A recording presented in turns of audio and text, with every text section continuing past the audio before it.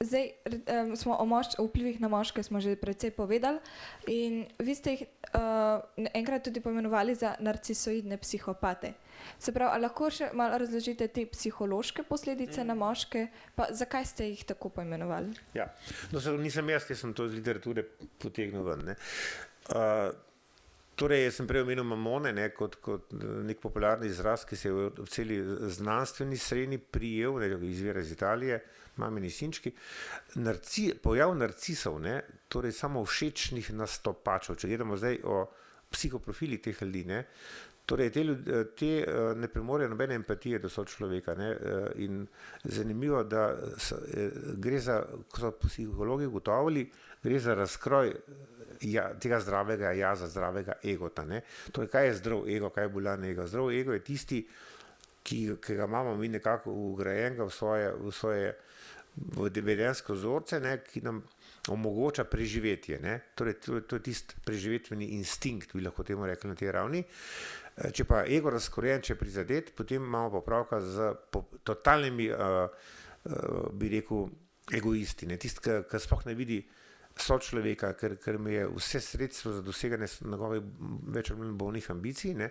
In nič čudnega, da so, recimo, ameriški psihiatri, ko so delali psihoprofil zaposlenih na Wall Streetu, ne, vi vsi dobro veste, kaj je Wall Street, center financ svetovnih, so njihova ocena, to je bilo združenje ameriških psihiatrov, da je tam psihopatov nekako, pa se ne sociopatov, psihopatov, najmanj tretjina ali več, ne.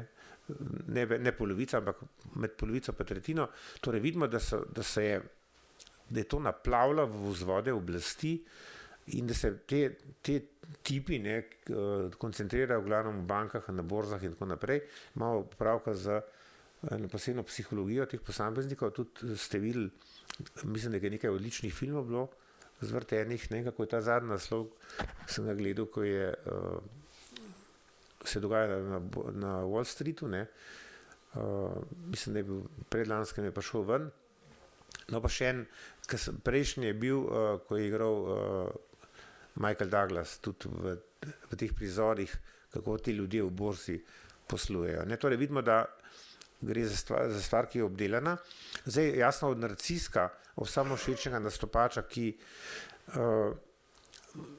naredi vse, da je tudi v teh modnih trendih, kajti modni trendi zapovedujejo, da je na prvem mestu individualna osebnost, ne, torej vse, da mi vlagamo v svoja telesa, ne, kot pravi znameniti pisatelj Tiziano Terzani, ne, vlagamo v kup dreka, ne,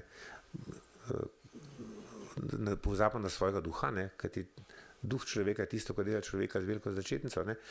Če se gremo pa trend vlaganja v telesa, potem pozabimo na človeškega duha in potem smo nekaj hudo narobe naredili v življenju, ne.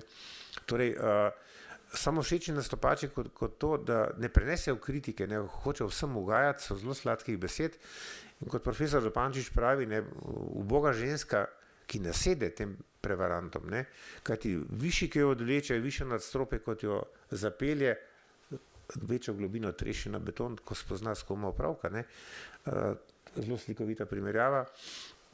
Jasno, sociopatska nagnjena so potem v družbenem kontekstu, torej nobene empatije do sočloveka, brezobzirnost, ne, grabežljivost in tako naprej, do psihopatskega nivoja, kjer so pa lahko že žrtve, ne, kjer ne samo psihične, ampak tudi pride do nasilja.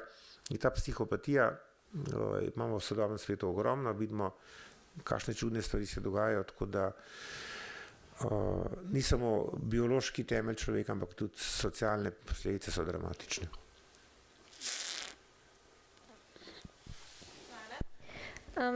Prej ste že omenjali te žabe, pa žabce, kako so spreminjali spol, pa me zanima res o vplivih motilcev na ekosistem. Kako bi lahko še to malo razširjeno povedali? Ja. No, zdaj, raziskovalci so proučevali ne samo ribe, pa dvoživke, ampak tudi, jaz sem prej omenil ptiče, ne, kajti zgodba se je odprla z galebi, z njihovimi vedenjskimi motnjami. No, in zanimivo, da se je tudi pri galebih, ki je Gilbertson prvi začel opažati nenavadno vedenje, tudi moram reči, naši ornitologi so me enkrat poklicali, so opisovali nenavadno vedenje ptic v Škocjanskem zatoku pri Kopru. Takrat so potem odkrili zastrupitev in veliko strahoten pomor ptic, mislim, da je šlo za okrog 8000 mrtvih ptic v nekaj dnevih. Torej, Škocjanski zatok je bil prekrit z trupli ptic. No, to je bilo jeseni, spomladi so me pa že ornitologi opozarjali, sem pa šel to pogledati na lastne oči, torej kupi neoplojenih jajc, 2-3 samice so v eno gnezdo znesle, res dobesedno so bili kupi jajc noter, vsa so bila večinoma neoplojena, samci so pa brez kakšnega spolnega nagona postopali okoli, ne. Torej, izgubili so ta nagon po parjenju in tako naprej. Skratka, mi smo tudi pri nas ta problem s pticami imeli, ne. Omenil sem, to je bil tak akuten, da se je res videl na dramatičen način. Minke sem kot kune sem že omenil, ne, aligatorje kot plazilce, torej vidimo, da so vsi vretenčarji prizadeti. Celo so ugotovili motnje pri polžih, ne. Torej, ko so ugotovili, da in to čisto slučajno pri polžih, pa školjkah, ki poseljujejo dno bark, no, slučajno je biolog ugotovil neke čudne dogodke, tam je pa šel poročevati in je gotovo, da je barva, s katero so štrihali barke, ne, imela hormonske motilce not, ki so vplivali na spolnost, bi rekel, polžev in školjk. Torej, pojav je vse splošen v naravi, je pa zelo skrit.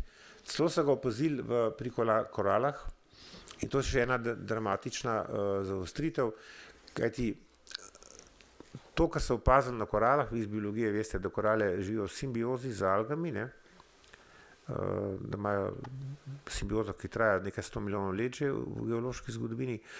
No in da so pri teh ugotovili, da prisotnost hormonskih motilcev moti komunikacijo med algo in polipom.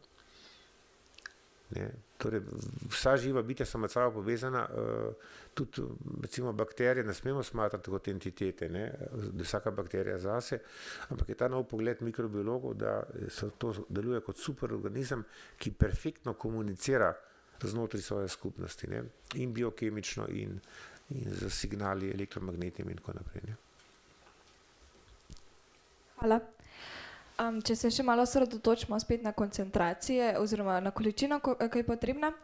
Profesor Frederik Fromzal je na miših, katerih celice se na spolne hormone odzivajo skoraj identično kot človeške, delal poskuse in dovajal jim je izredno majhne količine estrogenih kemikalij. Ti odmerki so bili enaki količini, ki jo zaužijejo povprečni ljudje. Posledično se je samcem zmanjšalo število spermijev, povečala se je prostata, samice so prej prihajale v puberteto in podobno. Se pravi, kolikšna količina je potrebna in po kolikšnem času so vidne te posledice? No, jaz sem prej omenil, da se prvi znaki pojavijo že z koncentracijami, ki so na meji detekcije najbolj sodobne analitske kemije. Omenil sem vam štandard 0,1 mikrogram na liter, kar je evropski dogovor za nevarne kemikalije, ki ne bi veljali tudi za hormonce. No, ampak, če gremo pa zdaj nazaj po skali, torej desetinka tega 0,1 je pa meja detekcije kemije, ne? Torej, kemija ne more stotinke mikrograma na liter več detektirati, tudi ne z najbolj sodobnimi aparaturami, ne? Jasno, mi lahko opazujemo posledice, tukaj gre za kronično dolgotrajno izpostavljenost, tukaj morate vedeti, da gre za akutno zastrupitev. Ne, zdaj, kot sem rekel, če bomo 2 let pil vodo iz plastenk, se ne bo še nič poznali, če bomo pa 10-5 let to vodo pil, pa še jedli hrano iz embalaže v plastiki in če bomo imeli recimo vse te obloge okrog sebe, so pa že posledice tukaj, ne. Torej moramo vedeti, da gre za bioakumulativne procese, kot pravijo procese bioakumulacije, ne samo, sem prej omenil biomagnifikacijo skozi prehransko verigo, ne, in kako je bolj varno jesti nizko na prehranski verigi hrano, ne, dilema ribarnice, se spomnite verjetno. Obenem moramo pa tudi zmanjšati bioakumulacijo, kajti vsi ti predmeti, ki so okrog nas, ne, če vsebujejo te kemikalije, sem omenil proti gorenju aditive, ne, tako imenovane fire retardants po angleško, ne. Tudi zdaj ta novo odkritje glede proti wasserdicht, wasserproof kemikalij v oblačilih in obutvah. Vidite, vse to, kar nas obdaja, omogoča vstop. Ne. To ne pomeni, da moramo zdaj mi jeti nazaj živeti v kože, pa v jame, pa kaj in kaj, ker nam čas lahko učita, ampak da majčkeno pazimo, katero hrano kupujemo, ne, s kakšnimi oblačili se oblačimo, torej in v kakšnem okolju bivamo in tako naprej. Ne. Te doze, ne, se merijo v okolju, torej lahko neka država nadzira stanje zraka ali pa voda. Ampak to nam nič ne pomeni. Ne. Nam pove nekaj, da dokaj ne bojo začeli biomonitoringa človeka, torej rutinsko, ne, kaj pa je vzeti vzorec iz maščobe na ta zadnji, no, tlele na naših oplatah, zadnji na riti, po domač povedan, to je mikroposeg, da se vzame delec maščobnega tkiva in se analizira, kakšna je stopna. In to bi po moji oceni morala obvezno vsaka ženska, ko se odloča, bo imela otroka ali ne, ta test imeti narejen, ne, ker bi bila seznanjena, s kakšnimi tveganji se sooča njen otrok. Ne samo tistih osnovnih zapovedi, veste, ki pravijo, kaj mora nosečnica vedeti, ne, torej, da se veliko giblje, torej, da telovadi, da ne sme kaditi, da ne sme piti in da mora jesti svežo zdravo hrano. In to je konec na svetu. Ne. Glavni na svet bi mogel biti, da če se kontaminira, ker obstojajo metode dekontaminacije, jih je veliko v svetu, so znane, ni meni problem, da se ženska v nekaj mesecih relativno čisti ali pa v enem letu očisti telo in pripravi svoje telo na prihod otroka. Ne. Hvala. Mogoče zdaj še, koliko časa so te hormonski motilci že pereč problem in kateri so ukrepi, ki jih izvajata Evropska unija in Slovenija za preprečitev njihovega vpliva na ljudi in okolje? Se vam zdijo ti ukrepi zadostni? Ukrepa trenutno ni nič. Jaz sem omenil namenoma v štartu zgodovino, ne, ki se je končala 2004 z odstavitvijo Wallströmove, ne, in potem moram še nekaj povedati, ker je zelo pomembno.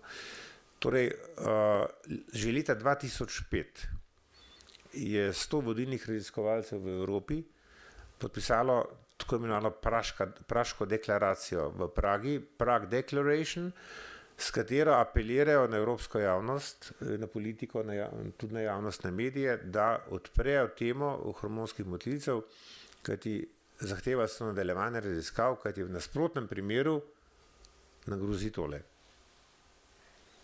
ki so dijaki napisali. Torej, ne samo upad reproduktivne sposobnosti zahodnega človeka, ampak tudi psihično tako spremenjen svet, ki ne bo več podoben človeškemu svetu. Gre za dobesedno iznakaženje človeške vrste. Torej, vidimo, da so znanstveniki apelirali, ne, in politika temu ni prisluhnila in od leta 2005 je edina knjiga, ki je v Evropi išla, je naša knjiga. Tretja od suhih krav, ki se zdaj prevaja tudi v angleščino, srbo-hrvaščino. In smo jo sami financirali, vseh 8 avtorjev, pod mentorstvom, v bistvu organizatorjem Boštjan Zopančič, ki je sodnik Evropskega sodišča v Strasbourgu, se je osebno zavzel in nas je zbral skupaj. No, jaz sem v tej knjigi imel nalogo, da biološki podstrat tega problema in medicinski opišem. Moram reči, da sem v tem delu preko 500 tujih virov, tujih študij preštudiral, da je bilo ogromno dela, skoraj več kot leto dni, in da imam praktično vse knjige, ki so išle v tem kratkem obdobju v svetu. Ne. Torej, trenutno se ne dogaja nič, razen moram pa reči, da lani spomladi sta 2 švedski poslanki v Evropskem parlamentu odprli problem in zahtevali, da se v EU nadaljuje financiranje teh raziskav. Ne.